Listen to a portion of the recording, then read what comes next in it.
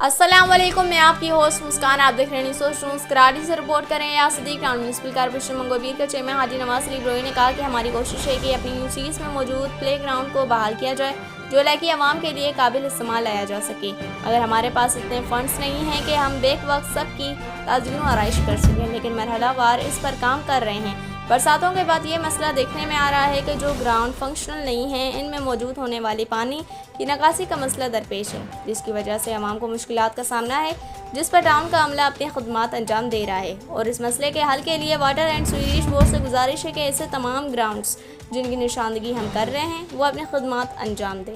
इस सिलसिले में कल वाटर एंड सीवरेज बोर्ड के साथ एक मीटिंग का इनेकाद किया गया है, जिसमें दरपेश मसाइल को सामने रखा जाए और उम्मीद करते हैं कि वाटर एंड सीवरेज कॉर्पोरेशन ताउन करेगा। इन ख्यालात का इजहार उन्होंने UC5 में मौजूद सर जून ग्राउंड का मुआयना करते हुए किया।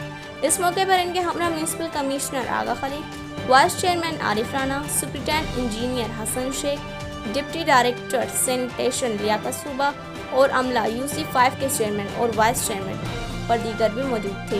इस वीडियो को लाइक करें, हमारे चैनल को सब्सक्राइब करें और बेल आइकन जरूर प्रेस करें हमारी न्यू वीडियो सबसे पहले देखने के लिए।